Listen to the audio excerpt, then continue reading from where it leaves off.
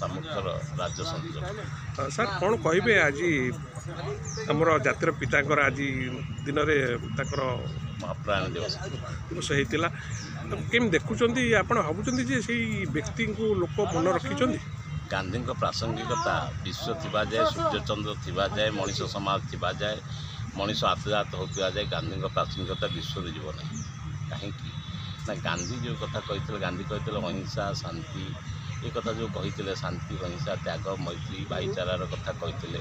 ସେ କହିଲେ ଏହା ନଦୀ ସମ ଆଉ ପର୍ବତ ସମ ପୁରୁଣା, କିନ୍ତୁ ମୁଁ ଏହାକୁ ନୂଆ ଭାବରେ କହିନାହିଁ, ଏହାକୁ ଲୋକମାନେ ଗ୍ରହଣ କଲେ ବିଶ୍ୱ ଶାନ୍ତି ରହିବ। ଆଜି ବି ତା'ର ବହୁ ଭାବରେ ପ୍ରାସଙ୍ଗିକତା ରହିଛି।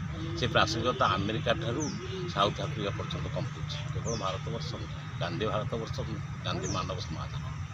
ମଣିଷର ପ୍ରାଣ ଭିତରେ ଆତ୍ମା ଭିତରେ ଯେ ପର୍ଯ୍ୟନ୍ତ ଶାନ୍ତିର ହିଲ୍ଲୋଳ ଖେଳୁଥିବ ସେ ପର୍ଯ୍ୟନ୍ତ ଗାନ୍ଧୀଙ୍କ କଥା ଥିବ।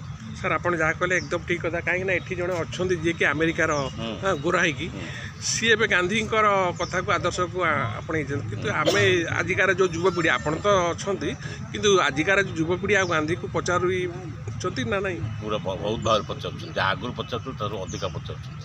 କାହିଁକି ନା କେବଳ ଗାନ୍ଧୀଙ୍କ ପାଖରେ ପୁଷ୍ପମାଲ୍ୟ ଦେବା, ଗାନ୍ଧୀଙ୍କ ପଛରେ ବୁଲିବା କଥା ନୁହେଁ। ଯିଏ ଶାନ୍ତି ଖୋଜୁଛି ସେ ହେଲା ଗାନ୍ଧୀଙ୍କ ଭକ୍ତ, ଯିଏ ଅହିଂସା ଖୋଜୁଛି ସେ ହେଲା ଗାନ୍ଧୀଙ୍କ ଭକ୍ତ, ଯିଏ ଭାଇଚାରା ଖୋଜୁଛି ସେ ହେଲା ଗାନ୍ଧୀଙ୍କ ଭକ୍ତ। ସେ ଗାନ୍ଧୀଙ୍କ ପ୍ରାଣରେ ଗାନ୍ଧୀ ବାଦ ହେଲା ସେ ବିଶ୍ୱ ଶାନ୍ତି ରହିବ, ମଣିଷ ସମାଜ ଶାନ୍ତି ରହିବ। ଆକାଶ ଛାତ ତଳେ ମାଟିର ସେଜ ଉପରେ ଖାଇ ପିଇ ବଞ୍ଚି ପଡ଼ି ବୁଲୁଥିବା ସମସ୍ତଙ୍କର ଜୟ ହେଉ, ଏ ହେଲା ଅହିଂସାର ପଥ ମନ୍ତ୍ର, ଯାହା ଗାନ୍ଧୀ ଏ ସୃଷ୍ଟିରେ ବିଜୟ ବୁଣି ଦେଇଯାଇଛନ୍ତି।